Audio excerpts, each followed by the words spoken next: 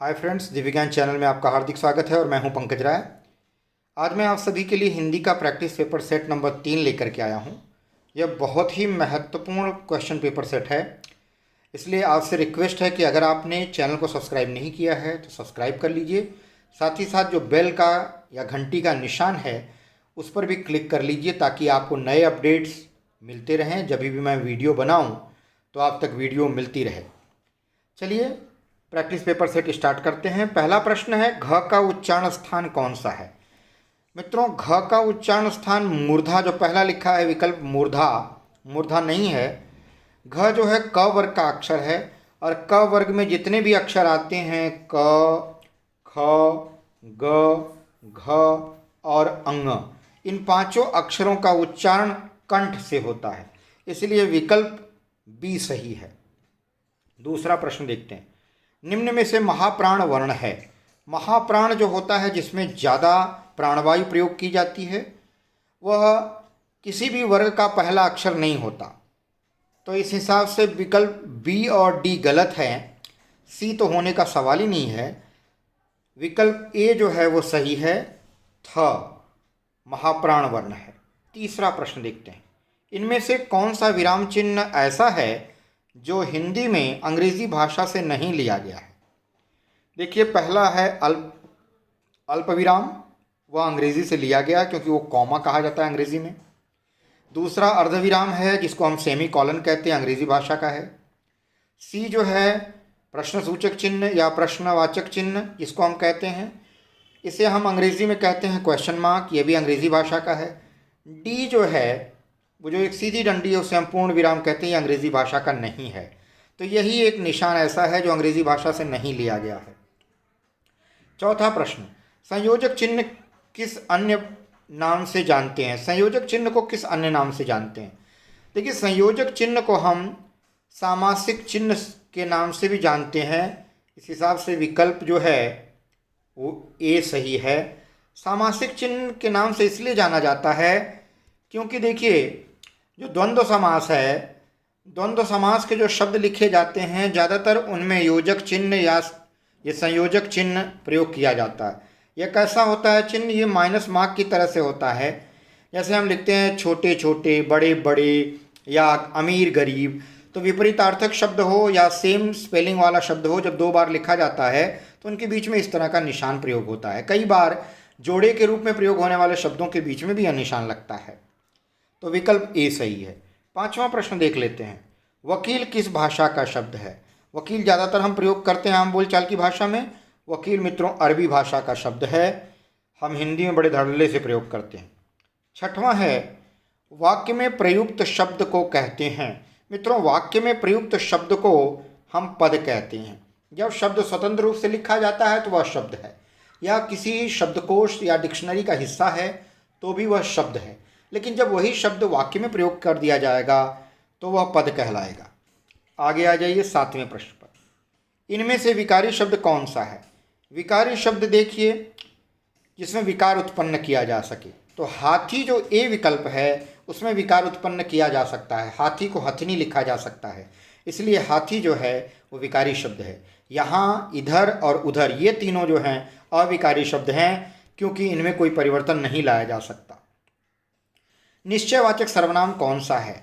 निश्चयवाचक सर्वनाम देखिए, यह शब्द निश्चयवाचक सर्वनाम है, ठीक है। क्या प्रश्नवाचक सर्वनाम है, कुछ जो है वो अनिश्चयवाचक सर्वनाम है, कौन जो है वो प्रश्नवाचक सर्वनाम है, यह निश्चयवाचक सर्वनाम। जब हम कहते हैं यह मेरी पुस्तक है तो हम पुस्तक की निश्चितता बताते हुए कहते हैं, उसकी तरफ इशारा करके कि यह मेरी पुस्तक है। तो निश्चयवाचक सर्वनाम को हम संकेतवाचक सर्वनाम भी कहते हैं। आगे आ गई 9वां, शब्दों के वर्गीकरण का आधार है।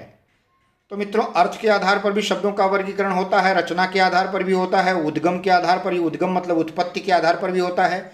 जैसे उत्पत्ति के आधार पर तत्सम, तद्भव, देशज, विदेशी, ये सब शब्द आते हैं। रचना के आधार पर रूढ़ शब्द, यौगिक शब्द, योग रूढ़ शब्द, शंकर शब्द, ये सब आते हैं। अर्थ के आधार पर भी तमाम सारे शब्द हैं। तो वर्गीकरण तीनों आधारों पर होता है, तो इसलिए हम कह सकते हैं विकल्प डी सही है, ये सभी। 10वां प्रश्न, सुंदरता में संज्ञा है। मित्रों, सुंदरता में भाववाचक संज्ञा शब्द है क्योंकि सुंदरता शब्द सुंदर विशेषण से बना है। सुंदर विशेषण में ता लगा दिया गया प्रत्यय, ता प्रत्यय लगने से सुंदरता बन गया और सुंदरता भाववाचक संज्ञा शब्द है। आगे आ जाइए 11वां प्रश्न। पुस्तक में कौन सा विशेषण बनेगा? पुस्तक में मित्रों विशेषण अगर हम बनाने जाएंगे तो पुस्तकीय बनेगा, विकल्प सी सही है, क्योंकि पुस्तकालय संज्ञा शब्द है, पुस्तकें और पुस्तकों ये सब भी संज्ञा शब्द हैं। पुस्तकीय जो शब्द है वह विशेषण है, क्योंकि हम लिखते हैं पुस्तकीय ज्ञान, ज्ञान की विशेषता के लिए हम प्रयोग करेंगे एक शब्द पुस्तकीय, तो ज्ञान का विशेषण क्या हो गया? पुस्तकीय ज्ञान। हम बोलते हैं ना पुस्तकीय ज्ञान, तो पुस्तकीय क्या हो जाएगा? विशेषण शब्द। 12वां शब्द, रमा विद्यालय से घर जाती है। रमा विद्यालय से घर जाती है, तो यहाँ देखिए रमा का एक जगह से हटना या अलग होना पाया जा रहा है, और वो जगह कौन सी है? विद्यालय। विद्यालय एक संज्ञा शब्द है, तो जहाँ से कोई चीज़ अलग होती है उस संज्ञा को हम अपादान कहते हैं, विकल्प ए सही है। 13वां प्रश्न देख लेते हैं। इनमें से शुद्ध वर्तनी का शब्द है, देखिए इसमें से शुद्ध वर्तनी ज्योत्सना की है, विकल्प सी सही है, क्योंकि ज्योत्सना की स्पेलिंग में आधा ज, य में ओ की मात्रा, आधा त, आधा दंत स और न में आ की मात्रा आती है। 14वां प्रश्न, कपूर शब्द है, कपूर तत्सम नहीं है, क्योंकि तत्सम इसका होता है कर्पूर। कपूर शब्द जो है तद्भव शब्द है मित्रों, यह देशज और विदेशी भी नहीं है, यह कर्पूर से बना है। कपूर, कर्पूर तत्सम है, लेकिन जो कपूर लिखा गया है वो तद्भव शब्द है। 15वां प्रश्न देखते हैं। अट्टालिका का तद्भव रूप है, अट्टालिका का मित्रों तद्भव रूप होता है अटारी। 16वां प्रश्न, कामदेव शब्द का पर्यायवाची शब्द है। देखिए कामदेव का पर्यायवाची शब्द सुरेश नहीं हो सकता, क्योंकि सुरेश शब्द सुर मतलब होता है देवता और ईश मतलब भगवान, जो देवताओं का भगवान है अर्थात इंद्र, इंद्र के लिए प्रयोग किया जाता है। रमेश भगवान शिव के लिए प्रयोग किया जाता है, रमा का ईश जिनको कहा जाता है। अनिल जो है वह हवा के लिए प्रयोग किया जाता है। तो ऐसी स्थिति में मनोज है जो कि कामदेव का पर्यायवाची शब्द है, विकल्प सी सही है। 17वां प्रश्न, गुणवाचक विशेषण का उदाहरण पहचानिए, थोड़ा पानी और डालो। अब यहाँ देखिए पानी की विशेषता बताने वाला शब्द है थोड़ा, यह परिमाणवाचक विशेषण है, क्योंकि पानी को गिना नहीं जा सकता, मापा तौला जा सकता है, तो उसकी विशेषता बताने के लिए जो शब्द लगा है वो गुणवाचक विशेषण नहीं होगा, बल्कि क्या होगा? परिमाणवाचक विशेषण होगा। लिखा है 3 सदस्य और चाहिए, विकल्प बी में 3 सदस्य, यह सदस्यों की संख्या बताने वाला शब्द है 3, यह संख्यावाची विशेषण है। आगे लिखा गया है वह कुछ दिन और रहेगा, यहाँ लिखा गया है कुछ दिन, कुछ जो है वो दिन की विशेषता बता रहा है, और दिन जो है वह ऐसी संज्ञा है जिसको गिना जा सकता है, तो संख्यावाची विशेषण हो जाएगा। कुछ अनिश्चित संख्यावाची विशेषण हो जाएगा। प्राचीन समय की बात है, चौथा विकल्प देखिए, यहाँ समय की विशेषता बताने के लिए एक शब्द प्रयोग किया गया प्राचीन, जो उसके गुण को बता रहा है कि समय क्या है? प्राचीन, तो गुणवाचक विशेषण हो जाएगा डी वाला विकल्प। निर्वेद किस रस का स्थायी भाव है? 18वां प्रश्न, तो जान लीजिए निर्वेद शांत रस का स्थायी भाव है, विकल्प डी सही है। 19वां प्रश्न, होनहार बिरवान के होत चीकने पात, होनहार बिरवान के होत चीकने पात लोकोक्ति का सही अर्थ है। लोकोक्तियाँ क्या होती हैं? लोकोक्तियाँ लोगों द्वारा कही गई उक्तियाँ होती हैं जो प्राचीन काल से प्रयोग में चलती हैं। लोग अपनी बात को ज़्यादा परिमार्जित ढंग से, ज़्यादा अच्छे ढंग से, तर्कपूर्ण ढंग से प्रस्तुत करने के लिए लोकोक्तियों का प्रयोग करते हैं। इस लोकोक्ति का विशेष अर्थ क्या है? होनहार बालक सुंदर होता है, ये विकल्प, या बी है सुंदर बालक होनहार होता है, या सी विकल्प होनहार बालक के गुण बचपन से ही दिखाई देने लगते हैं, डी विकल्प है होनहार बालक सुंदर नहीं होता है। तो इसमें विकल्प सी सही है, होनहार बालक के गुण बचपन से ही दिखाई देने लगते हैं। 20वां प्रश्न है, मथुरा और वृंदावन में मुख्यतः कौन सी भाषा बोली जाती है? तो मित्रों मथुरा और वृंदावन में ब्रजभाषा बोली जाती है, विकल्प बी सही है। 21वां प्रश्न है, हिंदी में कारक की संख्या कितनी है? हिंदी में कारक की संख्या मित्रों 8 है। कर्ता, कर्म, करण, संप्रदान, अपादान, संबंध, अधिकरण, संबोधन, ये 8 कारक हैं हिंदी में। 22वां है पश्चिम में प्रत्यय है। पश्चिम में पश्च और इम लगा है, तो इम जो है वो प्रत्यय है। विकल्प सी सही है। 23वां प्रश्न है उपसर्ग रहित शब्द है, इसमें उपसर्ग ना लगा हो। विहार में वी उपसर्ग है, विचार में वी उपसर्ग है, विकार में वी उपसर्ग है। तो इसमें ये तीनों शब्द में पहला जो है हार मूल शब्द में वी लगा है, दूसरे में चार में वी लगा है, तीसरे में कार में वी लगा है। अब देखिए चौथा वित्तीय। वित्तीय देखिए, वित्तीय में कोई विकल्प कोई उपसर्ग नहीं है, बल्कि इसमें प्रत्यय लगा है, ईय प्रत्यय। तो यहाँ उपसर्ग पूछा जा रहा है, तो उपसर्ग रहित शब्द जो है वो डी है, वित्तीय। 24वां प्रश्न, सीता ने कहा था यह वाक्य किस काल में है।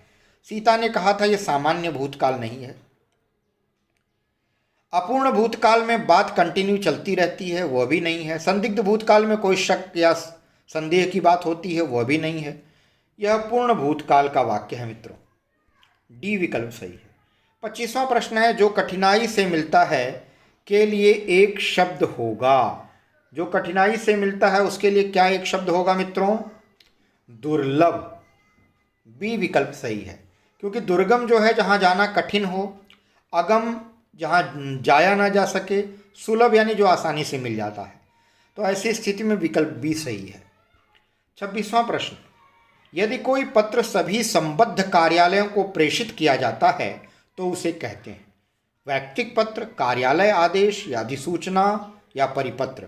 मित्रों उसे परिपत्र कहते हैं। ठीक है, आगे आ जाइए। 27वां प्रश्न, मानसिक और शारीरिक कष्ट द्वारा उत्पन्न शिथिलता को क्या कहते हैं? मानसिक और शारीरिक कष्ट द्वारा उत्पन्न जो शिथिलता होती है उसे मोह, आवेग या असूया नहीं कहते, उसे ग्लानि कहते हैं। आगे आ जाइए। कुंडलिया छंद में होता है। कुंडलिया छंद मैंने पढ़ाया है मित्रों, ठीक है, आप देखेंगे विषम मात्रिक छंदों में मैंने इसको पढ़ाया है। आप मेरी छंद वाली वीडियो देखिए, उसमें आगे भी मैंने कुंडलिया छंद पढ़ाया। स्पेशली कुंडलिया छंद आप खोलेंगे, कुंडलिया छंद बाय दिव्य विज्ञान या पंकज राय, आपको मिल जाएगा। तो कुंडलिया जो है दो अर्धसम मात्रिक छंदों को मिलाकर के बनता है, इसीलिए इसको विषम मात्रिक छंद कहते हैं। ठीक है, दोहा और रोला को मिलाकर के बनता है। तो कुंडलिया छंद में क्या होता है? कुंडलिया छंद में क्या होता है? दोहा होता है और रोला होता है। ये दोनों छंद मिलाकर के कुंडलिया छंद बनता है। 29वां प्रश्न, हरिगीतिका छंद में यति कितनी मात्राओं पर होती है? हरिगीतिका छंद में देखिए यह सममात्रिक छंद है। हरिगीतिका का टॉपिक डाल करके अगर आप सर्च करेंगे हरिगीतिका बाय दिव्य विज्ञान या हरिगीतिका छंद बाय पंकज राय, तो आपको मिल जाएगा। इसके प्रत्येक चरण में 28 मात्राएं होती हैं। 16 और 12 मात्राओं पर यति होती है। तो यति मतलब ठहराव, रुकाव, यानी जहाँ रुकना होता है, पढ़ते समय हम कविता रुकते हैं ना थोड़ा थोड़ा, उसी को यति कहते हैं। तो हरिगीतिका छंद में यति कितनी मात्राओं पर होती है? 16 मात्राओं पर होती है और 12 मात्राओं पर होती है। 16 मात्राओं यानी बीच में रुकते हैं एक बार थोड़ा सा 16 मात्राओं के बाद, और फिर जब चरण खत्म हो जाता है और 12 मात्राओं के आगे बढ़ने पर तो वहाँ पर रुक जाते हैं। तो इस तरह से 16 और 12 मात्राओं पर यति होती है, ठहराव होता है। 30वां प्रश्न है मित्रों, रामधारी सिंह दिनकर को किस कृति पर यानी किस रचना पर साहित्य अकादमी पुरस्कार मिला था? 4 विकल्प हैं, कुरुक्षेत्र, उर्वशी, संस्कृति के 4 अध्याय और अश्मीरथी। तो मैं बताना चाहूँगा इनको संस्कृति के 4 अध्याय पर साहित्य अकादमी पुरस्कार मिला था। तो आज का यह प्रश्न पत्र, आज का ये पेपर सेट खत्म होता है मित्रों। मैं समझता हूँ आपको पसंद आया होगा। आप ज़्यादा से ज़्यादा इसे शेयर करिएगा, लाइक करिएगा। अगर कुछ सुझाव है तो कमेंट बॉक्स में लिखिएगा। अगली वीडियो में एक नए विषय के साथ मैं आपसे फिर मिलूँगा। तब तक के लिए बहुत बहुत धन्यवाद।